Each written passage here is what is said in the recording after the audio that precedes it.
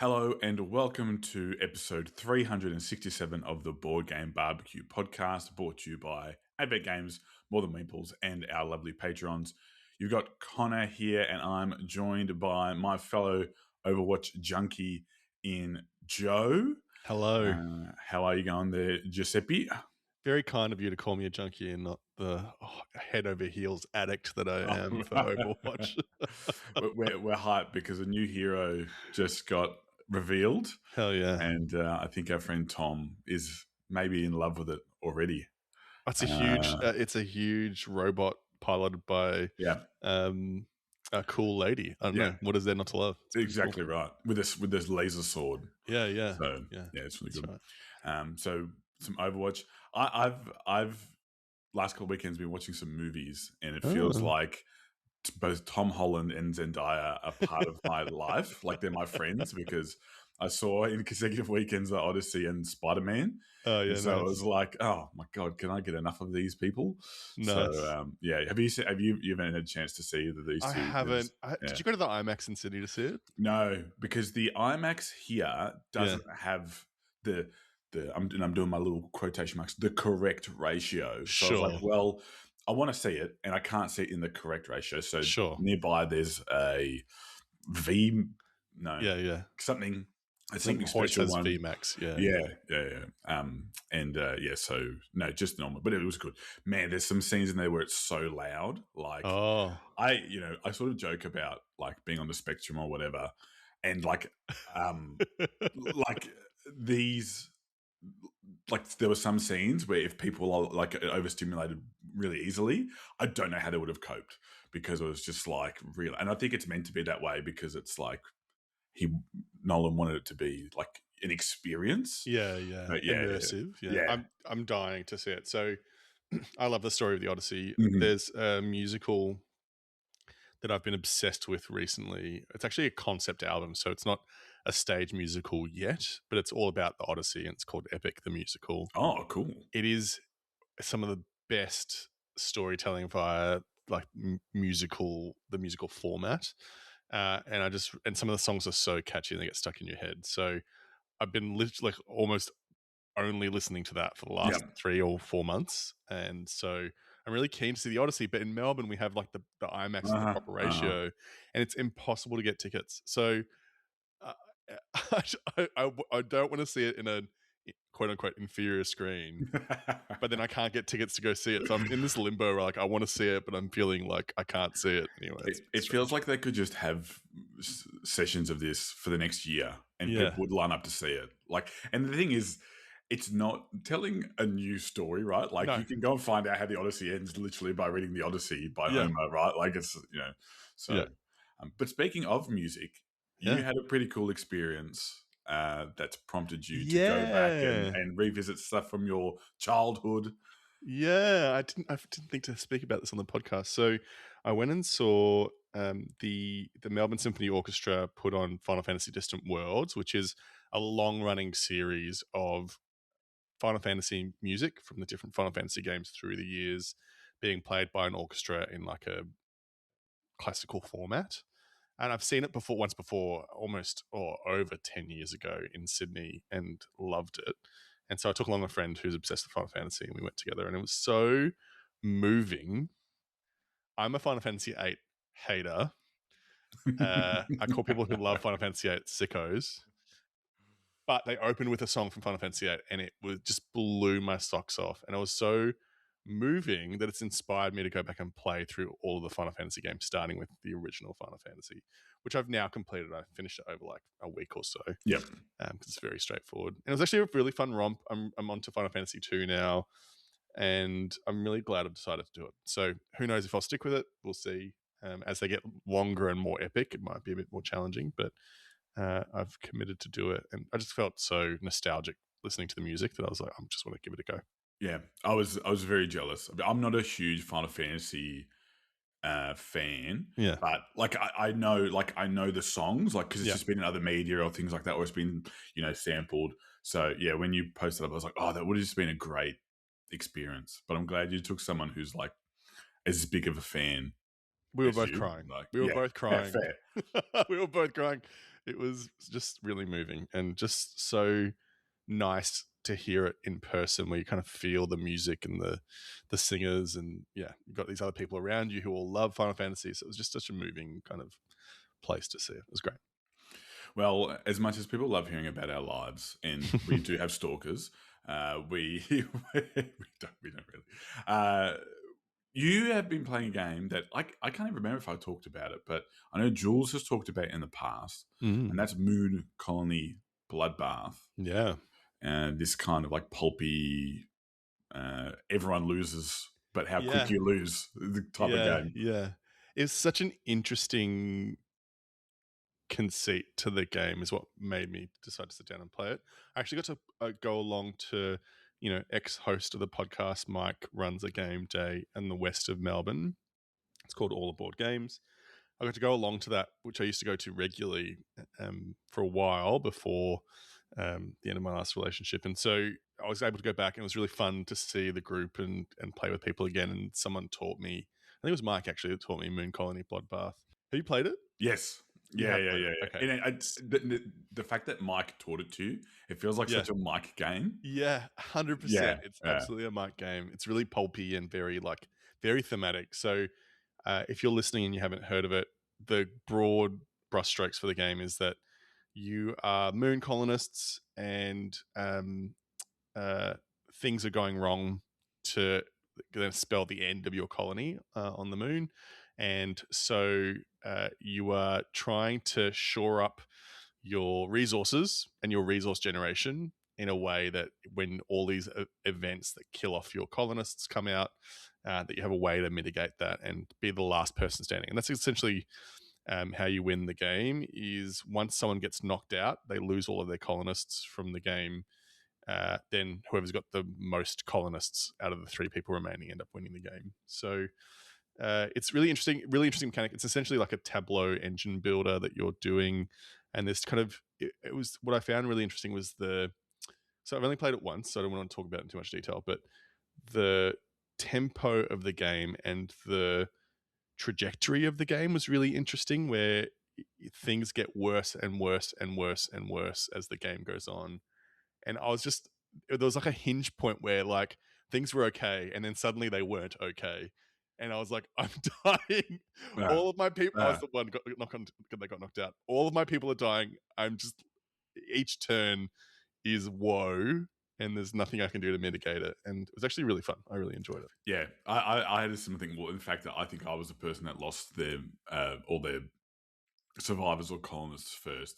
And we sort of discussed it afterwards because I played it with one of our sponsors, Dean, and an ex-host, Sarah, and a couple of our other friends.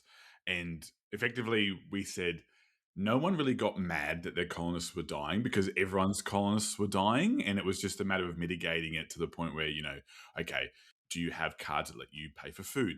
What it felt like to me was almost like a reverse terraforming Mars, because it was like, rather than like you're still building, but with terraforming Mars, it's like, let's make this habitable.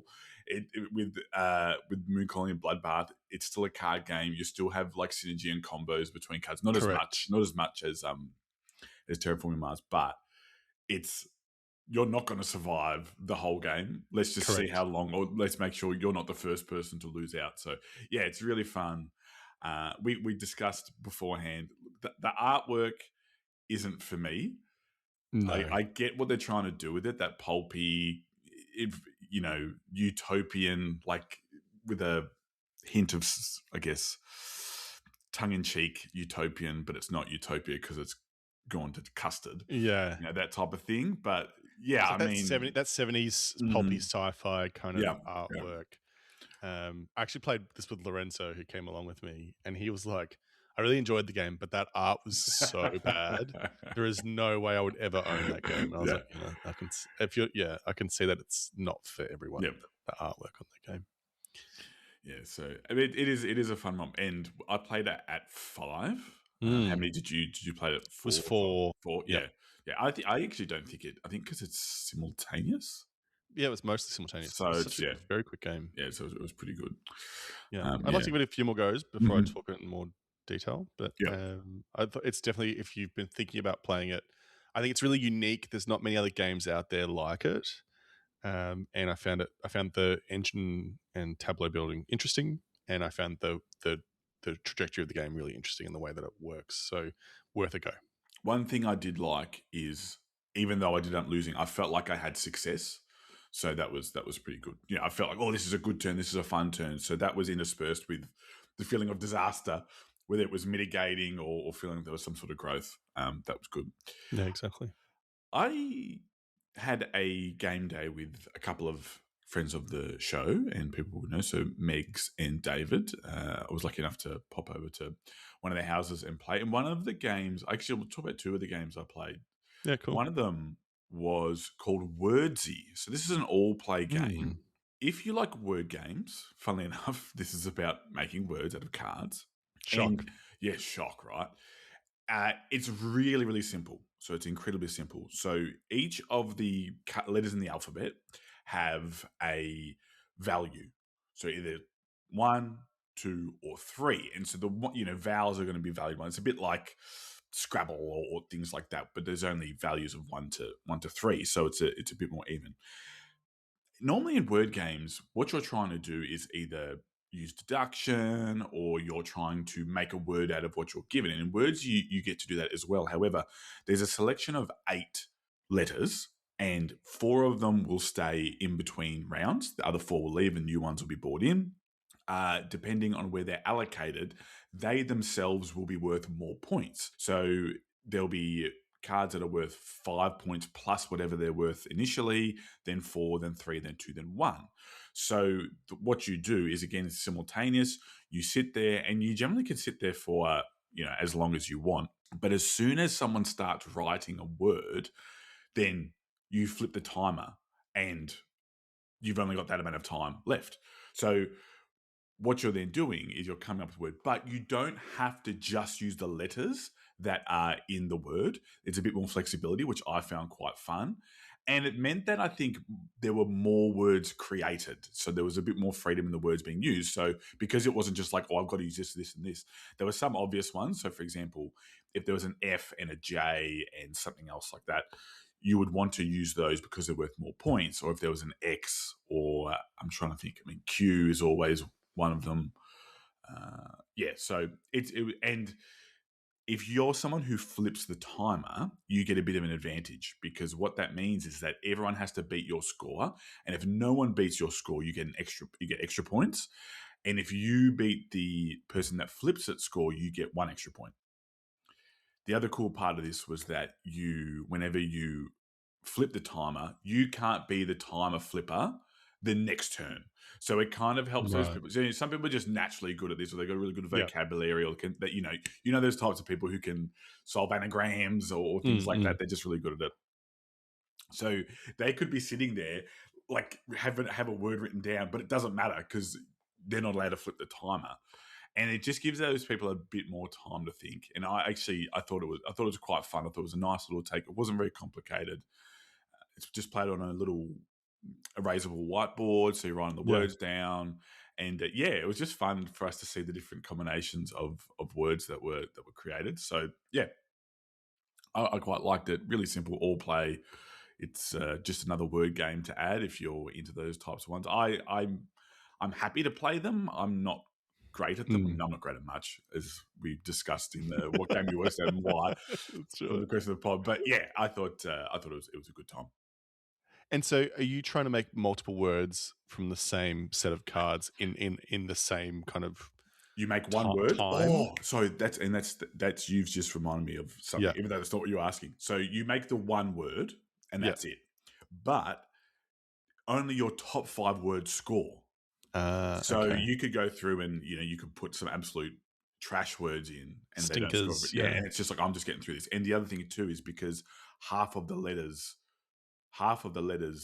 stay around, you might think of a word that is like, oh, this is good, it uses those, but they're going to be worth less points the second round. So it's like, I've got to then, if I'm going to use refrigerator, for example, but there's no E, the R and the F and the G are going to be worth less points in the second round because they're hanging around.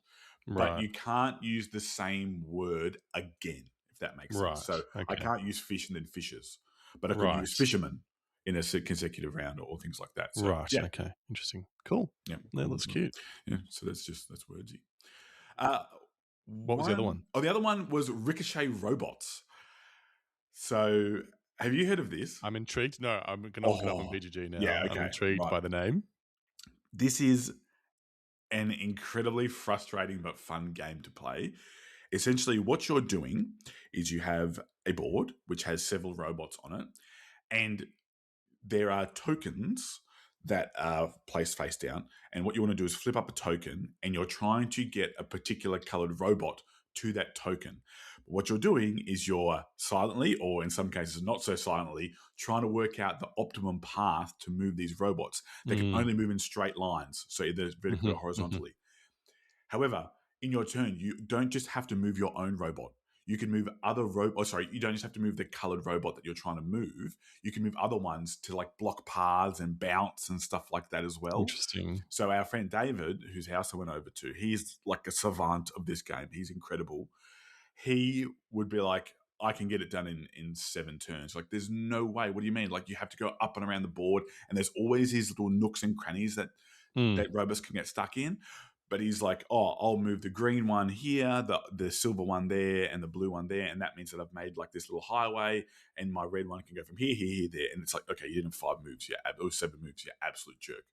So what starts to happen? Because I was like, if he somehow made a mistake, then I'll be able to just piggyback. Because you can then say you can do it in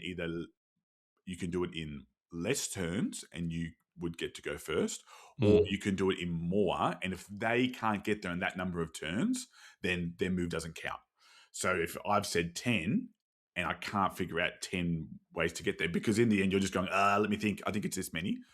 But yeah, I was terrible at this game. I was so bad, so bad. I don't know if I was so bad because David was so good, but I think I was just really bad anyway. But yeah, oh man, this was like, this is the type of game that's like my nemesis. yeah. The interesting thing is I don't play solo games as much anymore. Yeah. Because I'm lucky enough now that I've got people around me. But this is weirdly a game that I would happily play solo because there's no time constraints. I could sit there. It would be a puzzle. You've got this constraint of like, I just can't think. I can't think because someone's going to say more or less than me. And it was becoming like really anxiety inducing. And I was making a joke about it. And I was like, guys, I'm not having a good time here. I'm really not having a good time. So Meg and David were just laughing. I'm on the edge. Yeah. You've got no idea what this is doing to me. But it's if you're someone who thrives in environments where you can visualize spatial puzzles or 2 or 3 moves ahead, or kind of both things I'm terrible at. Yeah, right. And because Meg said, "Oh, what do you like at spatial puzzles?" I'm like, "I'm okay. I'm not too bad." I realize I'm not okay. I'm dog awful. And so, if you, it looks very simple in terms of the board, and I've seen those little meeples, the little robot meeples before in a photo sent by someone. Yeah. So let's say I go, I can get it done in 7. You say I can get it done in 8. And so if I go and I don't get it done in 7, does the board just reset back to what it was before? Yes, that's right. Right. Okay. And then you get to go. So it only stays in there, only stays in that state once the round has been complete. So robots don't move back to where they were before. You have these little counters that are like, this is where the robot started. So it's if you are moving multiple ones, it doesn't matter too much. You just move them back to where they were. Sure. Okay. Cool. Once the robot has reached its goal, it's been and done. So our friend sounds very unique. Yeah, it is. Our friend Tom. Yeah, I thought this game is got him written all over it. Like 100%. I would love to see Tom v David in some sort of like fight to the death in a.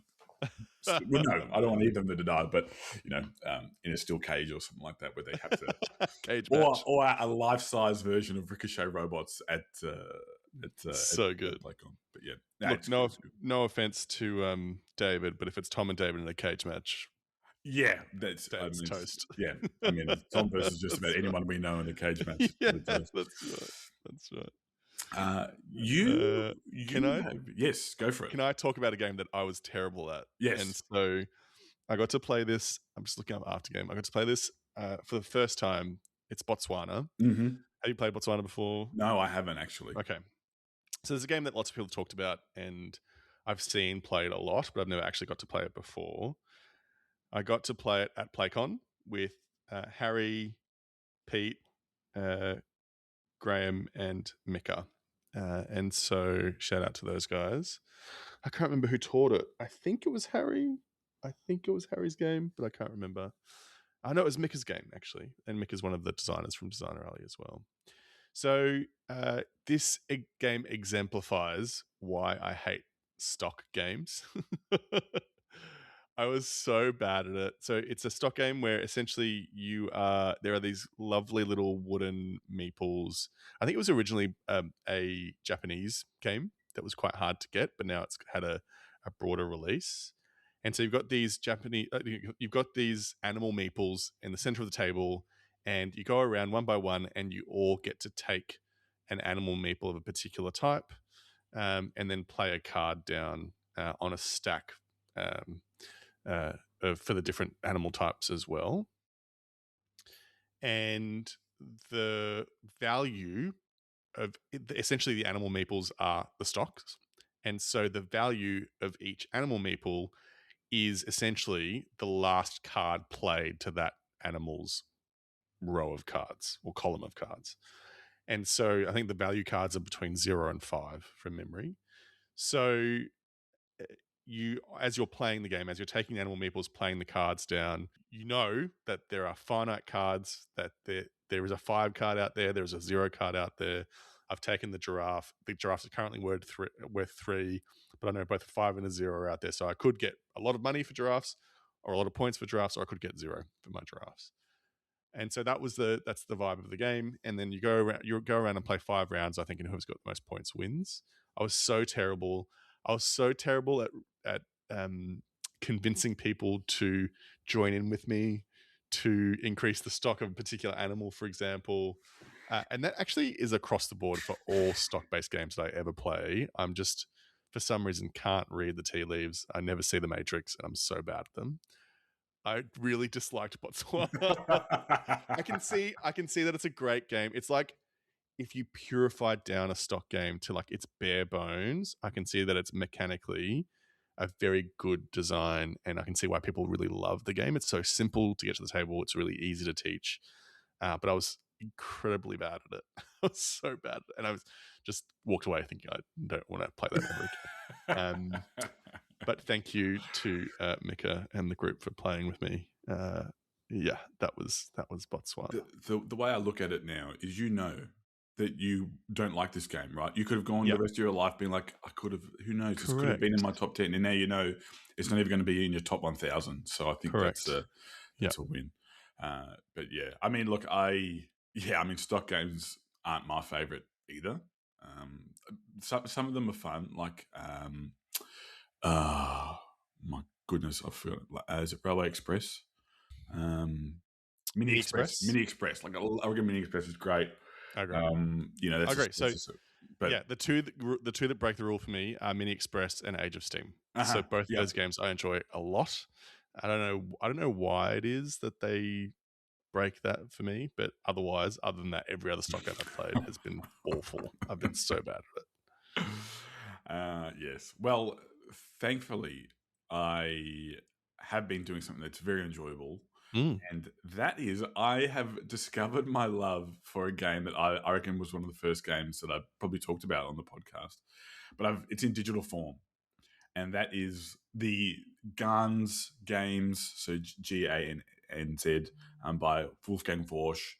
They are also like, that's pretty clever. That's twice as clever. It's clever cubed. There's even a fourth one now, like Quattro Clever or something like that. It's like a line. I think I've got it in a box somewhere. Like, I've got all of them. And so if you don't know what these are the OG roll and writes for me. Like, when I first discovered roll and writes, it was these.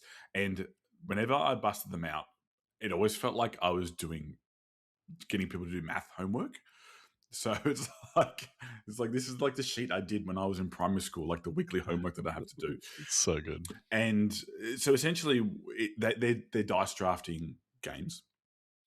But as if you played any role, right, you know the joy of these comes from the combos that you can achieve, and that's pretty much what the game boils down to: is how can you get the most effective combos. I remember at one point in our community there were people that were pushing like 300 in the original game, and I was like, how are they doing this? And there's apparently like an optimum strategy where it's like if you don't get a particular one, then you're in trouble. You can't then effectively you can't get the score if you don't do that. So I've been playing a lot of the pink box, so twice as clever. I think that's quite a great one. So in that one you still got the blue and the white. So the blue and the white's like this continue, and you always add the blue and the white together, so across all the games you always do that. There's a silver die, which is great. It's with the silver die, you take it, all the other ones go on the dish, and you get to mark the ones that you put on the dish off on there. But the upside is that you have a new power call which lets you unlock the die. So you pay an unlock and you move it off. So I mean, look, I've been doing this on the train. So if like in the mornings where so I've been taking my Switch on the train as well. But like in the mornings, I'm a bit more sleepy. I don't really have the get up and go that I want to play a Switch game. So just on my phone, listening to podcasts and playing this. I did nearly miss my stop at one point. I nearly missed Chatswood Station. That's so funny. Just because I was having such a good run, and I've gotten over 250 on the pink game once, and I'm still chasing that high again. Like it's nice. I forgot how just moreish these games can be. They've just been a lot of fun. Yeah, I remember early on in the podcast before I joined, during the pandemic, there was like a big like community thing where everyone was trying the app, and there was like I think 316 was like the optimum number or something. So everyone was chasing that. I remember playing a lot of it during the pandemic, and it was really enjoyable. It's such a fun kind of combo-y game, combo-tastic game. Really, really, really fun. I would highly recommend getting the apps, and it's well worth if it's cost money, it's well worth the money to play. I think they're like $5 or something like that. And I would have put tens. Like I'd probably have put close to 100 hours into the blue box. But I think I'll probably grab the last one as well. Like I said, I've got a physical copy, but these, like I said, they're the OG. Probably up until I mean, I always thought Fleet was a great game. I liked Three Sisters. They sort of scratched the itch, but it was still, I was chasing that same feeling I got from Ganz until Hadrian's Wall came out, and I was like, okay, this takes it to the next level. But for sure, it's really good. Now, you have been playing a re-implementation of. Was it your number one game of all time, White Castle? It wasn't number one. It didn't pip root, but it was in my top 10 for sure. Pretty sure it was in the top 5. So I went and picked up the White Castle Duel because I loved the White Castle so much. And having met Lorenzo, I'm playing a lot of 2-player games now. So I was like, this is perfect. I love this game. I'm trying to introduce him to more complex games over time and different types of games. I wanted to pick it up and give it a go and see what it's like. So I picked it up from Gameology during a special, I'm pretty sure. And I wanted to talk about it. I've only played it once. That's why I'm not sizzling it yet. But it was interesting. It was the way the game works. If you've played the White Castle, that same mechanic of having the lantern tracks, where every time you activate the lantern, you get a series of resources applies. And so what they did is they melded the lantern track with the 3 different colored dice, and so you have 3 lantern tracks in White Castle Duel, and so you're gaining resources via these 3 tracks. And essentially the game, similar to the White Castle, the conceit of it is that you're playing it over 12 turns and trying to maximize your points. The same applies for the White Castle Duel. You have 12 turns over 2 rounds. The first round, you're putting these lantern markers out, and you've got 2 of each color. So you've got 2 black lanterns, 2 white lanterns, 2 of the red lanterns, and you're placing them out on the board. And there are placement rules in a similar way that White Castle, you can only place dice of a number higher than the dice that are already there on the board. It's a similar mechanic where you can only place a different color onto a particular space than a color that's already there. So that's a way of blocking people from blocking your opponent from placing stuff out. Had the similar actions to it, where when you place a lantern out onto the board, you get to do actions, and so it's the same castle action, gardening action, samurai action. So that's in the game as well. And so it definitely had the feel of the White Castle. It definitely had that feel of the restriction of the White Castle. But to me, where it fell down compared to the White Castle is, as a 2-player experience, it was a lot less readable because it was a lot more mini. So the box is a lot smaller. The game space, the board is a lot smaller. Your own board is a lot smaller to allow it to have that dual 2-player kind of version. And so I feel like what's lost is the readability. Something I love of the White Castle is, even though there's lots of stuff going on the board, is it's very readable. Yep. You know what actions are available to you. You know what the things that you can try and do and try and combo together. Whereas this, it's all smushed together, that I found it a lot harder to kind of keep in my head, or this is what's available to me, and this is what I can do, or these are the optimum things that I can do on my turn. So that was my one gripe with it, is that it felt a lot less readable, and so it was a lot harder play. Mm-hmm. And so I want to play it a few more times, see what it's like, and with a few plays under my belt, and then I'll probably try and sizzle it if I like it. It's interesting because I think when these games, and I understand why they do it, make these games these, I guess, duo games, because there's a market, as you said, for couples or people who don't have many people to play with, to play these kind of more popular games, but with only 2 players. I actually quite like White Castle at 2. I find there's a lot more freedom with 2. I like how tight it is at 3, and then it's just like a knife fight in a phone booth at 4. Like I like it at each of those numbers. So it's interesting. I hadn't really thought about it. Why would I not just play White Castle at 2 players if I like it so much? Why would I get the duo? But I guess it's a game that's designed just for 2 players rather than a game that's okay at 2 players or whatever. So I would say the playtime is lower as well. So I think it certainly was a lot lower than the White Castle for White Castle Duel. So I think they've tried to abbreviate the experience and have it be more of like a weeknight, over a cup of tea kind of game. I can see what they were going for. But even the teach was really clunky. When I was trying to teach it to Lorenzo, I was like, I haven't really taught this very well. I've taught it out of order, and it was quite clunky to try and teach what the order of stuff is. So actually, that's interesting. I haven't played the White Castle at 2. I've only ever played it at 3 or 4.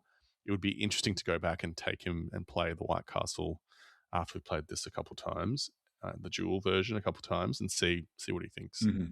Yeah, see what it's like. I haven't played it 2. Never thought to. So that's White Castle Duel. I wait to hear more from me. I look forward to it.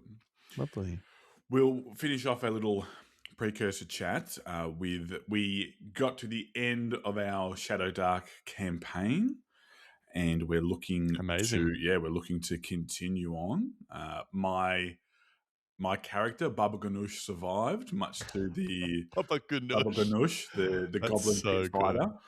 Hell yeah, he survived and was Baba Ganoush the goblin. Yeah, that is so good. Yeah. Connor. So I actually can't take credit for it. Mark came up with it, so I wish I could take credit. But I put on a voice and everything. I think we talked about it before, so I put on a voice. It was a lot of fun. I've had a really good time playing through this system. It's a lot more stripped down system than D&D, and the tension of having the light, the torch. Yeah, and the great thing is, and I actually think Dana's talked about it on the show, is that the torch at a default runs for 60 real-time minutes. Yeah. However, the DM rolls a dice and then deducts that amount of time, and you don't know what it is. So it's so you go, well, I know it's not going to be 60. It's going to be at a maximum of 59 minutes, or it could be anything. I think it might be a D20, or it might be 2 D6s or something together. But yeah, amazing. So there's that tension.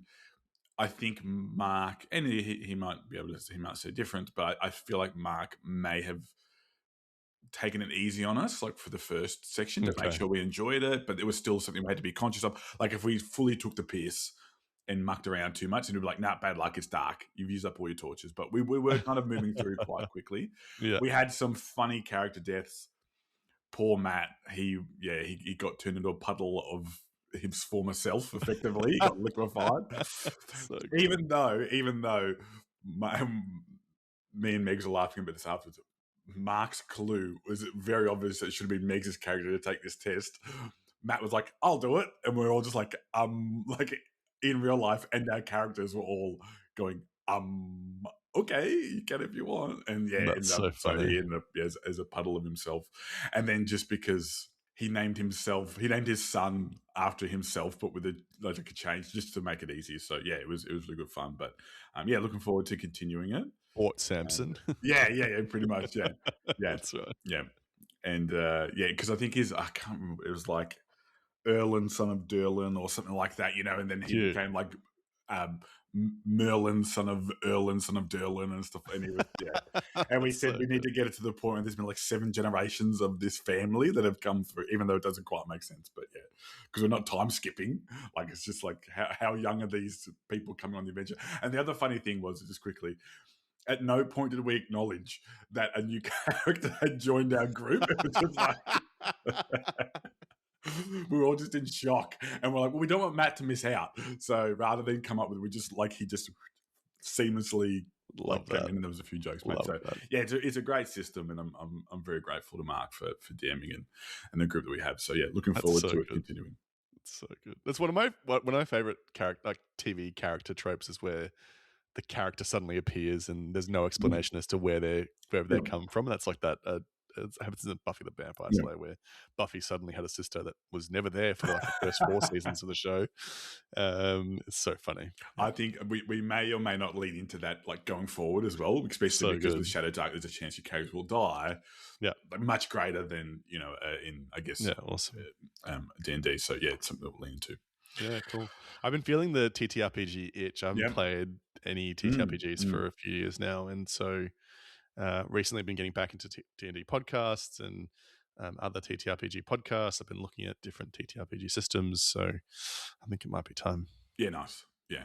You it'd be good. It'd be good to hear, because I remember playing a couple of games with you. It was quite fun. So it'd be a good experience. It'd be awesome. Yeah. All right. So we might roll into our sizzles. Let's get sizzling. I won't make the joke I made off camera about this game's name, but Joe, tell us, what game are you going to be sizzling?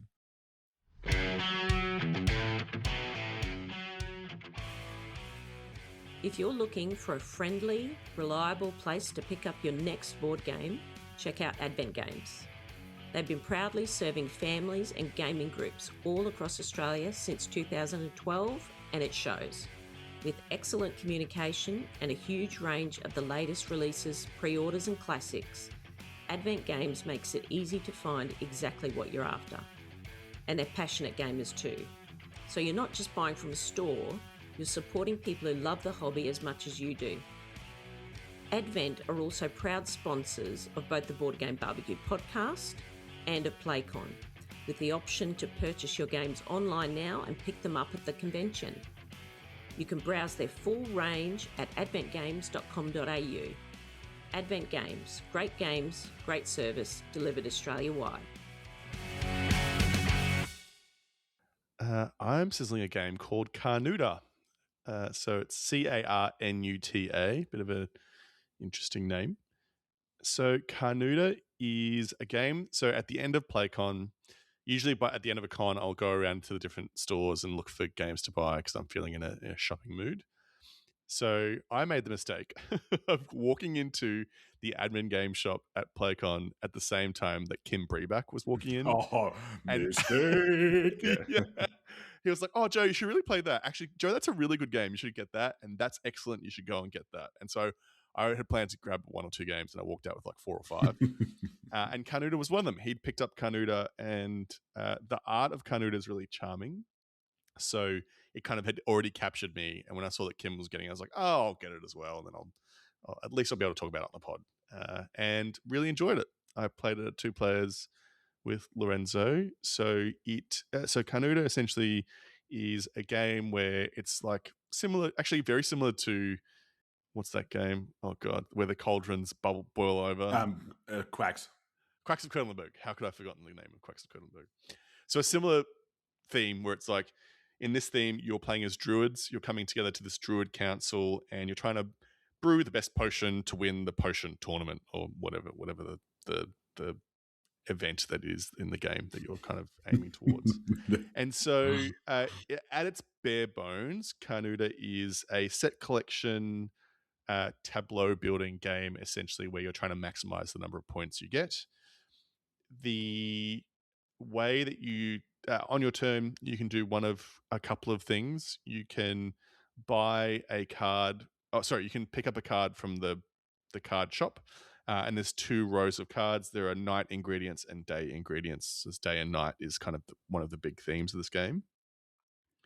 So you can take a card from the central shop, or you can play a card in front of you in your stack. And to do that, you have to flip over these runes that are on your board. And so you have runes that are either the sun rune or the moon rune, and the cost of cards to play them into your tableau, either you discard runes from your board or you flip them. So you flip them from the day side to the night side, or from the night side to the day side, for example. And so it's this really interesting kind of push and pull of the game where you are trying to take and play cards day, night, day, night, day, night, because you'll end up flipping your runes and you'll maximize what you're able to do and play. And obviously the more powerful cards cost more in terms of runes. And so there are different, so there's day and night ingredients, and then each ingredient you're playing down essentially to a column in front of you. And everyone will play at least 11 cards. So the game ends once everyone's played 11 cards, and then you then have the opportunity to play maybe 1 or 2 more cards on top of that on a last round. And so the end of the game is triggered once the first person has played the 11th ingredient card in front of them. And so the way the scoring works essentially is it'll be really simple. So it'll be, some cards have point value, like you get 5 points for that card, and that's it.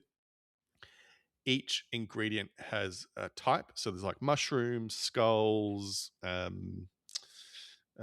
others like feathers, other ingredients. And so there are some cards that get you points based on, so it'll be like gain 2 points for each mushroom card that you have, or you'll gain 3 points for each set of a mushroom and a skull on your tableau. And so a lot of the game is trying to find the right combination of cards that gets you the maximum points based on, the combos that you have. And that's it. It was really simple. It was over within half an hour. Really enjoyed it. The art's really charming. It's got this like almost Asterix and Obelix kind of I was just vibe to it. That's what it looks like to me. Yeah, hell yeah.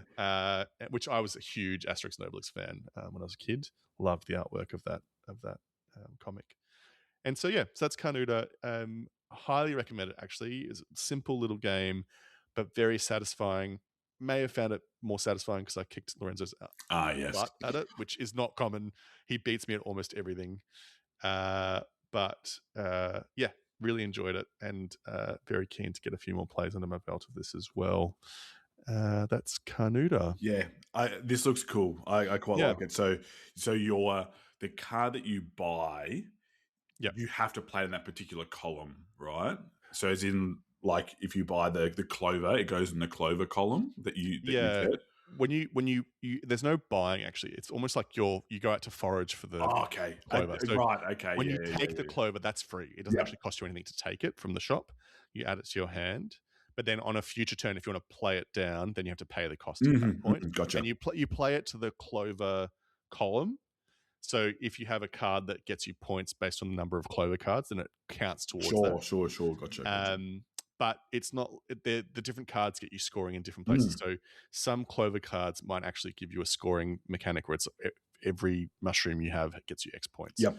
So it's not like clover cards only score clover. Like the scoring is mixed. Yeah, I think the third thing you can do on your turn is take, this is kind of almost Azul, like where, so you can take a card, you can play a card, and then you can take runes. And so whenever you spend runes where you spend them from your board rather than flip them, they go to a central rune repository.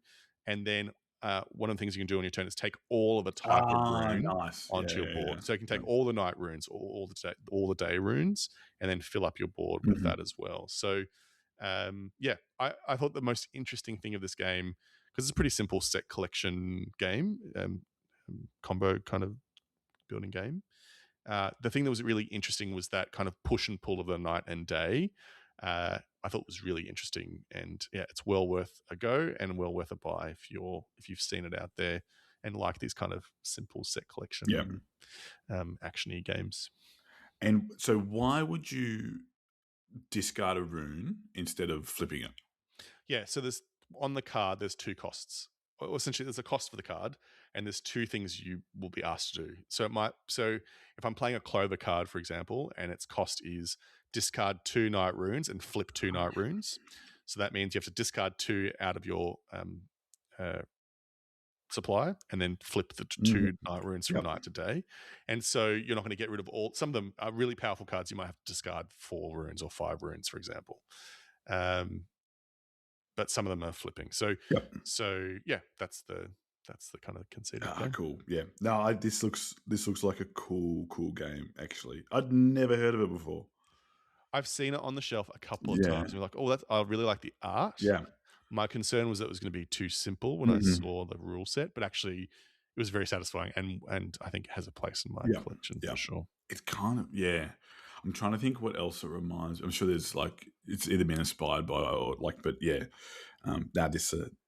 You might have sold a game to me. Oh, okay. Yeah, I'll let Repost Productions know. Let Repost Production. You've got a customer. That's right. Yeah. That's cool. That's great. Yeah, that's Carnuta. Highly recommend. It's well worth a shot. You have been playing a game that I own that I have not played yet, but I'm keen to play. Yes. So again, Jules, I believe, and maybe Def have talked about this on the podcast. So that's how kind of old this game is, but also how hard it's been to get. And that's Eternal Decks. So Eternal Decks kind of has this, I think because it was hard to get for a while, it's made by a Japanese development team. And it's got this really intriguing, striking art to it. It's kind of got this following of a game.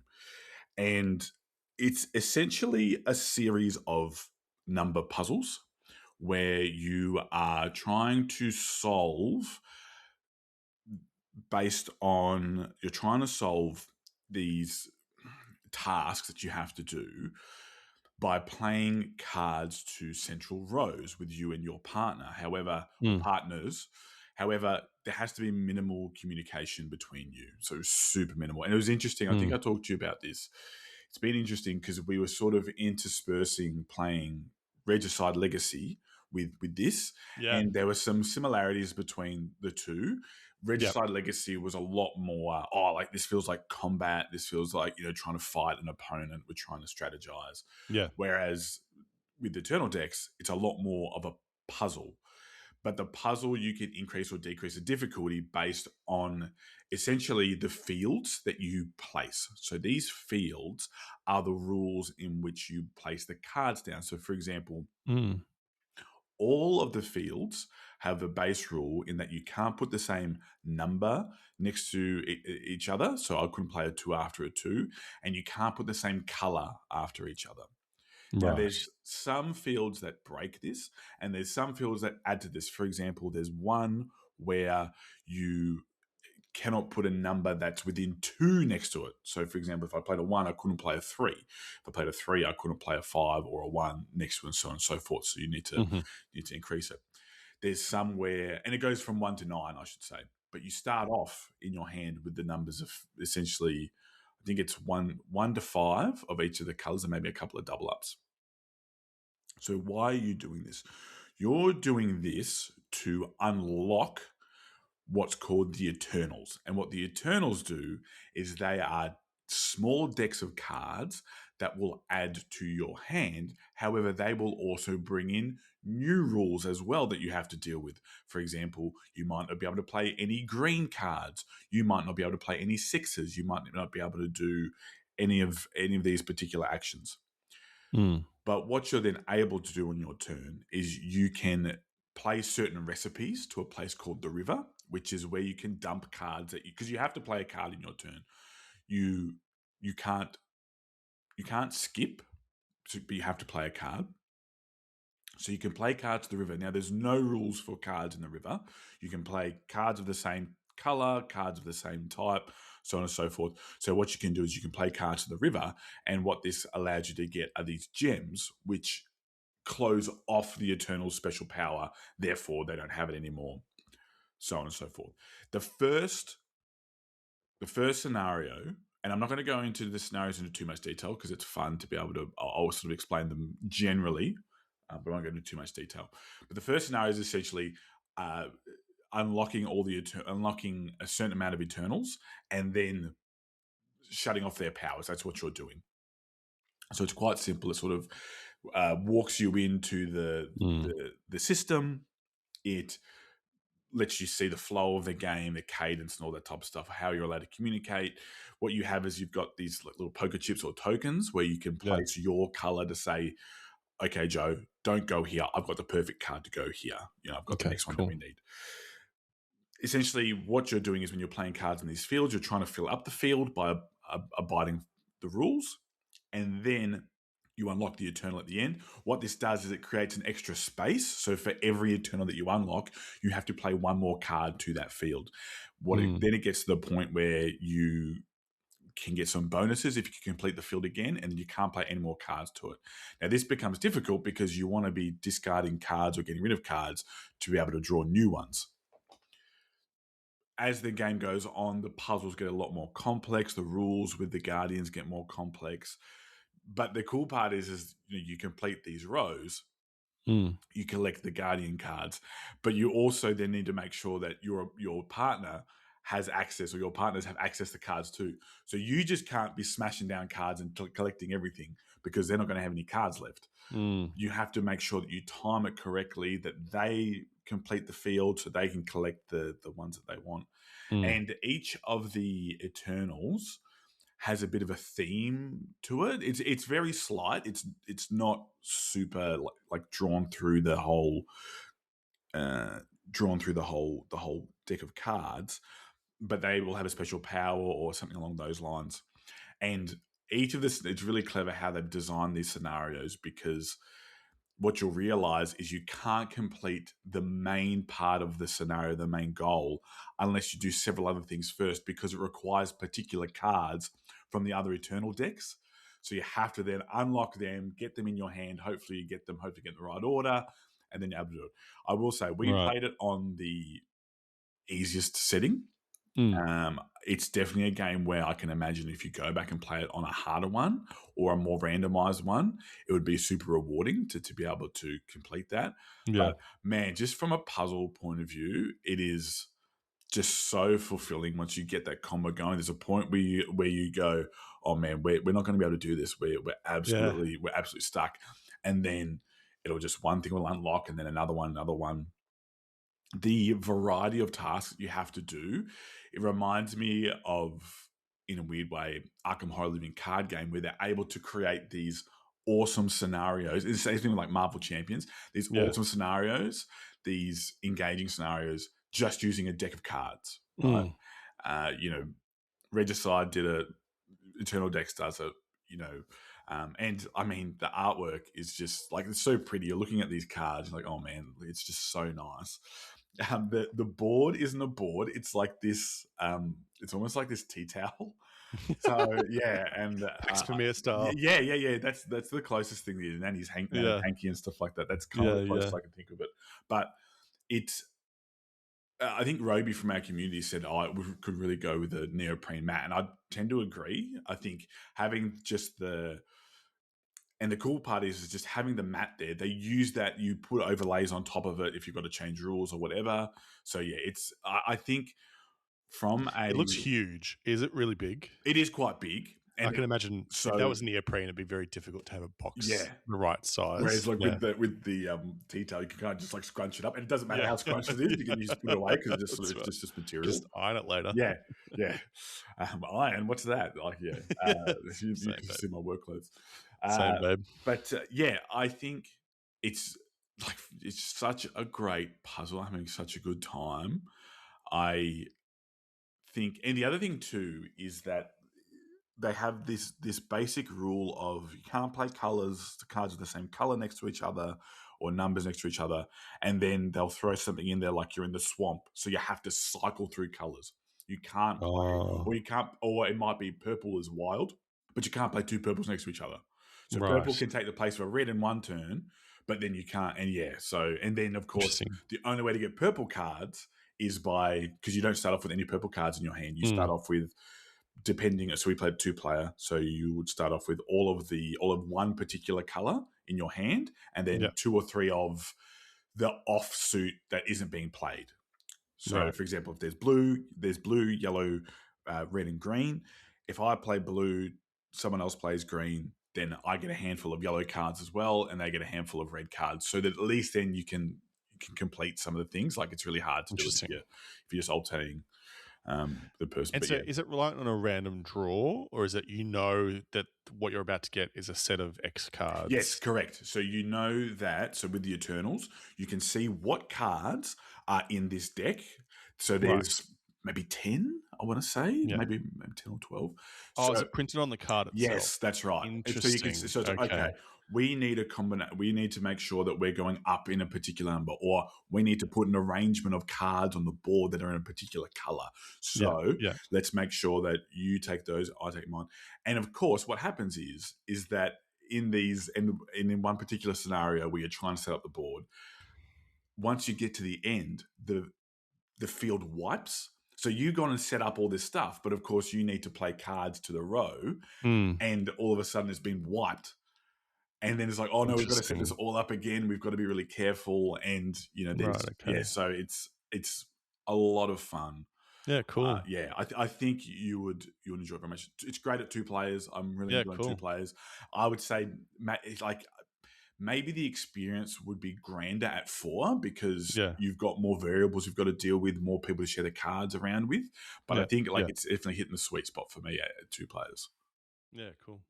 I haven't really got to the table because I've been trying to get through Regicide first. I didn't want to have 2 co-op card-based games going at the same time. So, but it sounds awesome. And the art's so lovely. That's what drew me initially to the game, was the art is delightful.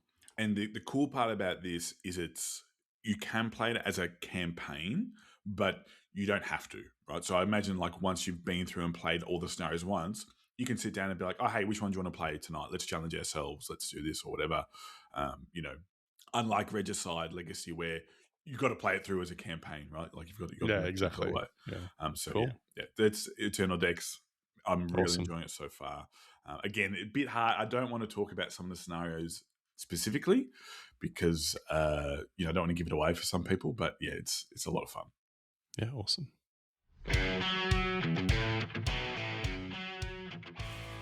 Today's episode is brought to you by Cork, the fastest game you'll ever play with a string and a cup.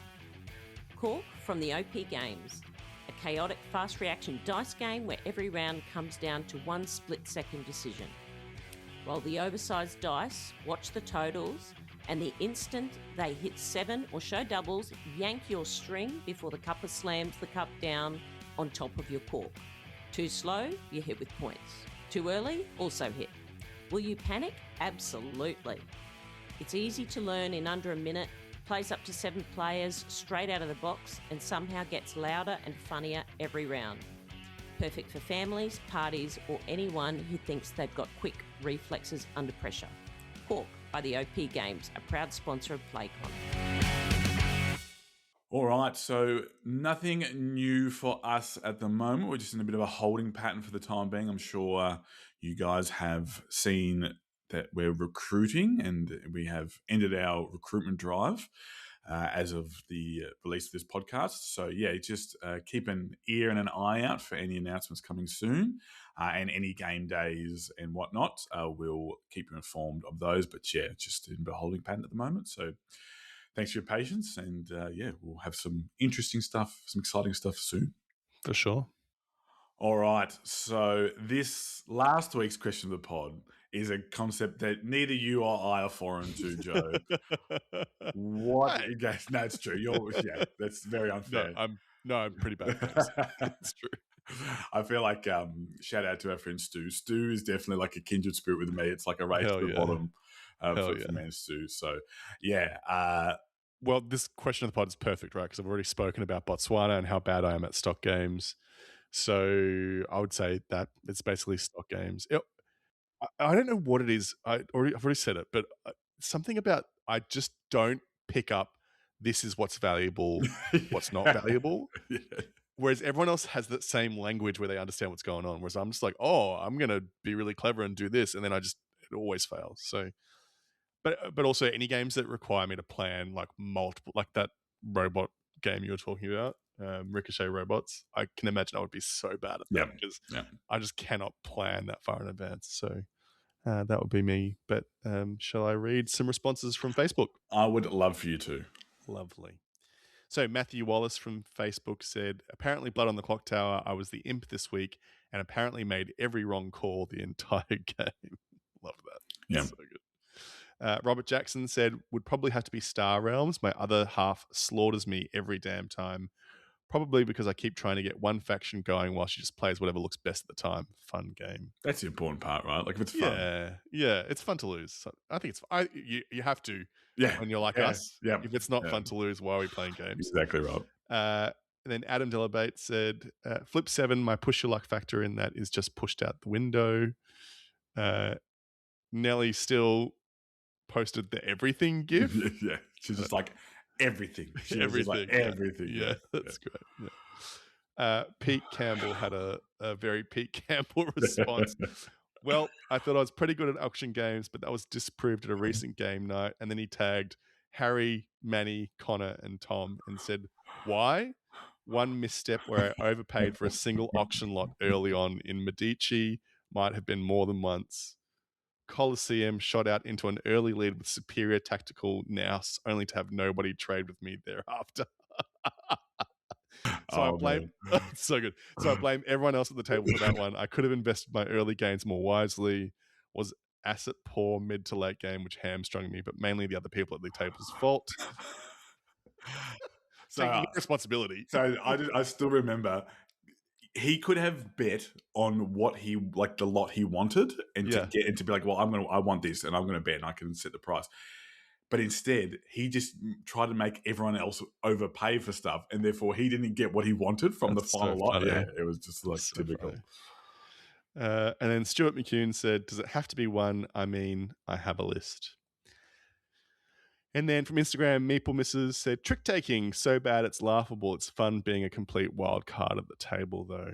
I think previous Joe would have said that. Trick taking also I'm very bad at. But I've gotten better now that I've been going on my little journey of trying trick taking games. So. You've seen the light. I've seen the light. That's right. Yeah.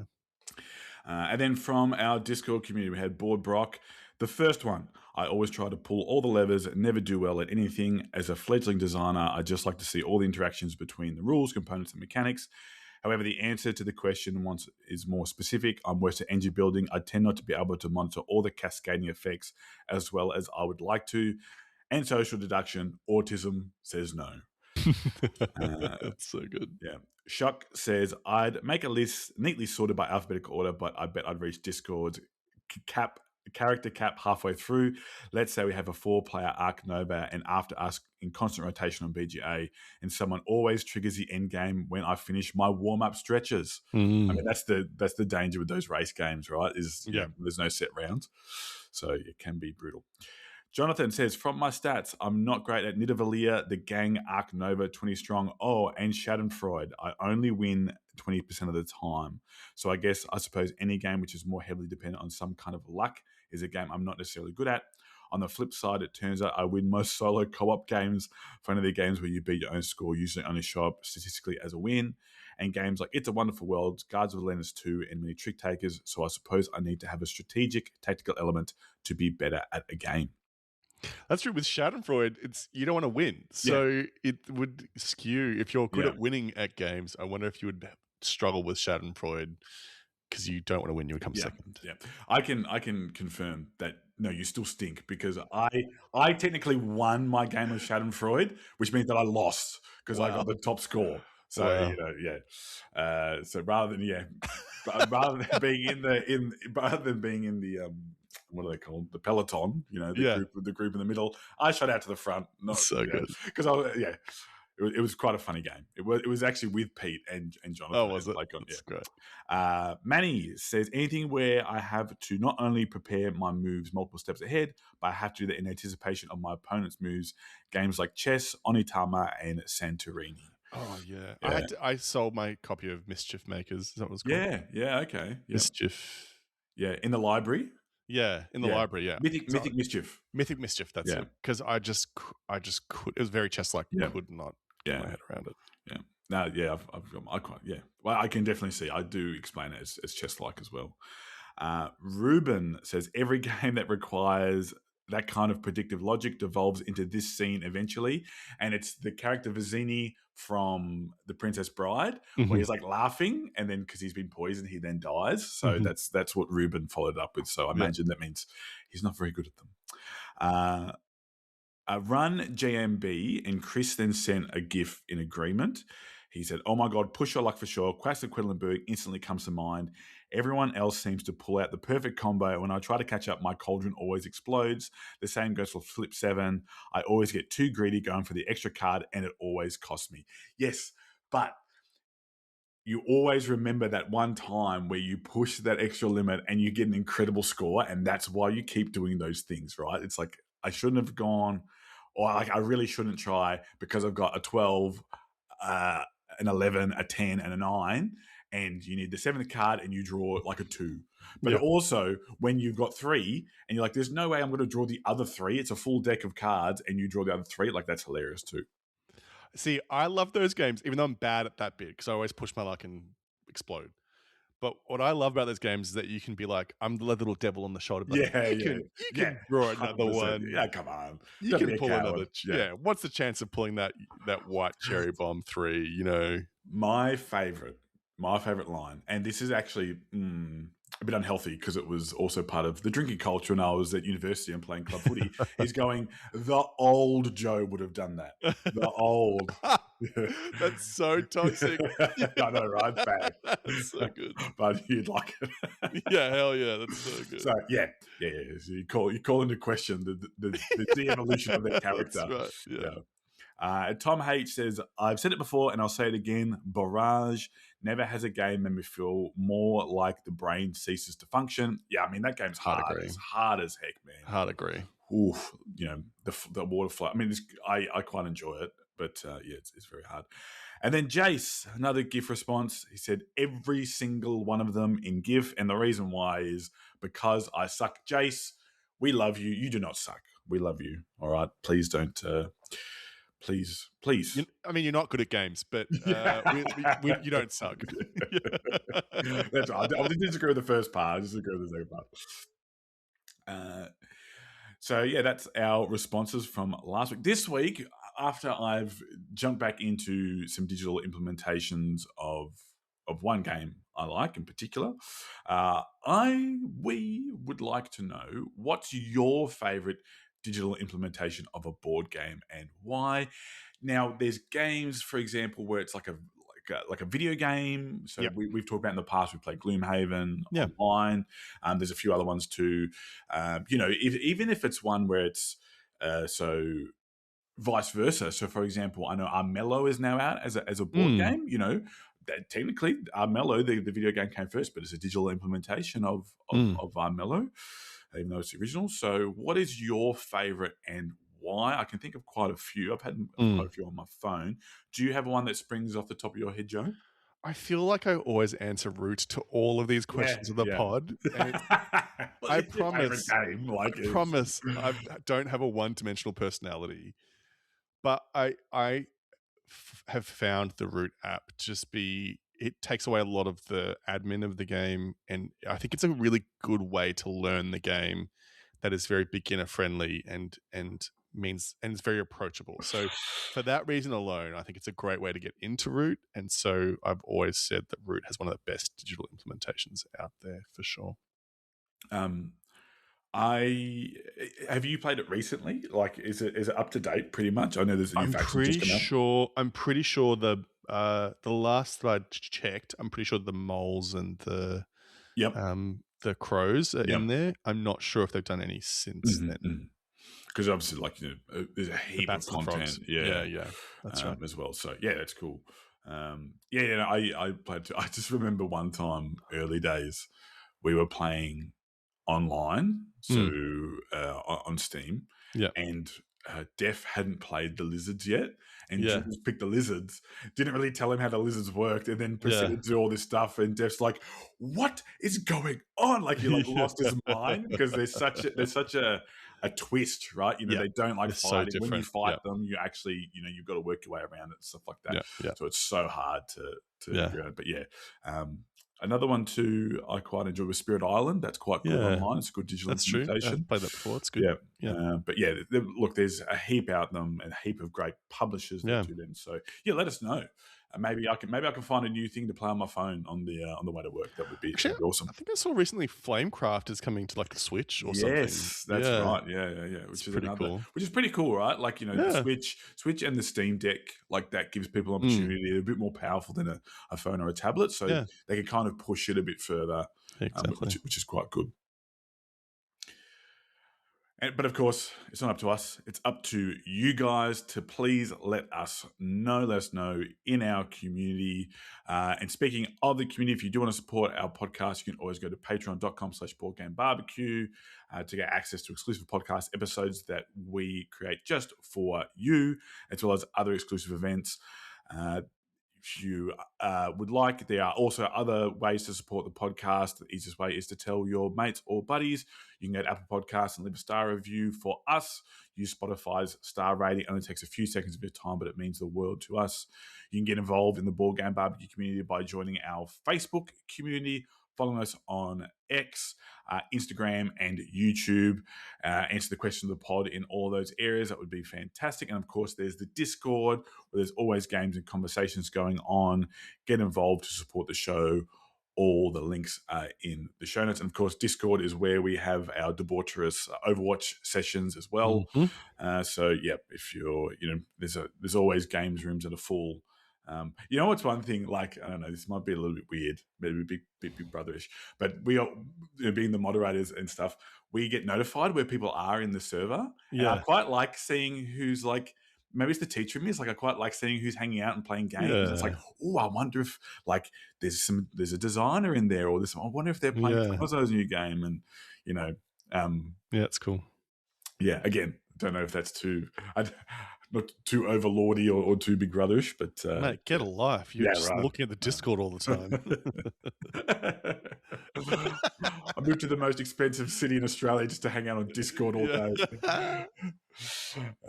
Very good. Okay, and we'll finish up with what's got us fired up.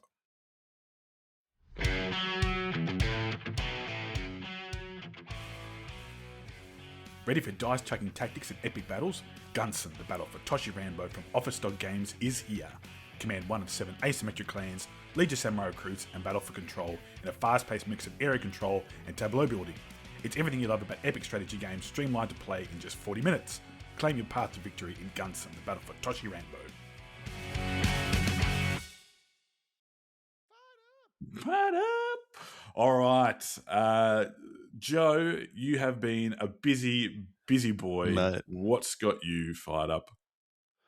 My life is so busy. I just don't know how I do this to myself. So I'm moving house. What Conor can see is a bed behind me and boxes to my side. So I've been packing up my house like a fiend. I still haven't packed all. I've been like steadily doing like 2 or 3 boxes a day, and I still have not packed all my board games away. This poor. Thankfully, I'm getting removalist, which is very lucky. Yeah, good call. Excellent call. Excellent. But yeah, so I'm moving house. I'm looking forward to the new house. I don't think I've spoken about this on the pod. I've essentially had a mouse plague at my current house, and my real estate were very slow to take any action on it. So I just said, stuff it. I'm out of here. So looking forward to not finding mouse waste everywhere. Yep. So, but it should be good. And see how I go. Yeah, very good. Yeah. Yes, that's awesome. And yeah, removalists. If you already know, if I can give one bit of advice, hire them. Hire them. If you can afford it. Oh my god. Yeah, it's very 100%. good. Agree. Very good. Well, I'm fired up because it's nearly the end of our rugby season, and all of our teams have made finals. So first grade, second grade, the Colts / under 21s, and the ladies. Our ladies team called the Nalas because we're the Lions. It's like Nala, so she's the Nalas. They are undefeated and have an average winning margin of about 50 points.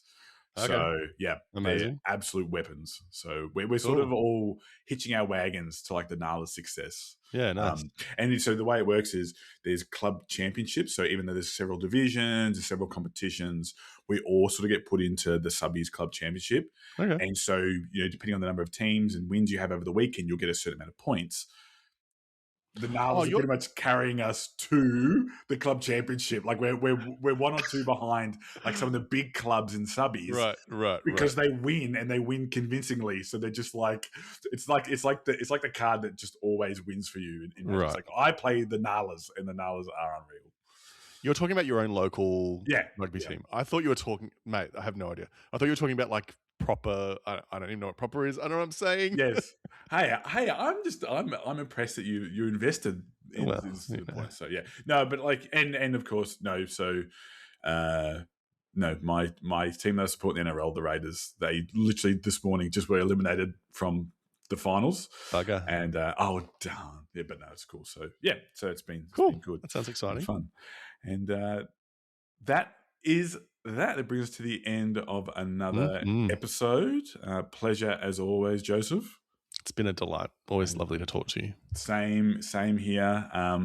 It's good that you've been able to play some games in your busy time. Yeah, it's good. It's good to hear. And for sure. Yeah. And as if you guys are out playing games, you want to post on our Facebook group, that would be fantastic. Or post in our Discord in the board game pictures, or have any discussion. Please do. If you haven't signed up to our Discord, we'd love to have you there. There's links in the show notes and all that gear. But thanks for listening. Thanks for hanging out, and we'll speak to you guys again soon. Keep playing those games. Bye. Bye. Yeah! I don't know. Yeah! No, that's a old school. Yeah. Oh, that was one of my favorites. All right. Waves. I have waves. Let's go. My waves are always smaller than your waves. Nah, makes me it's envious. No, you're very clear. Don't have any wave envy. Okay, good. Don't have wave envy.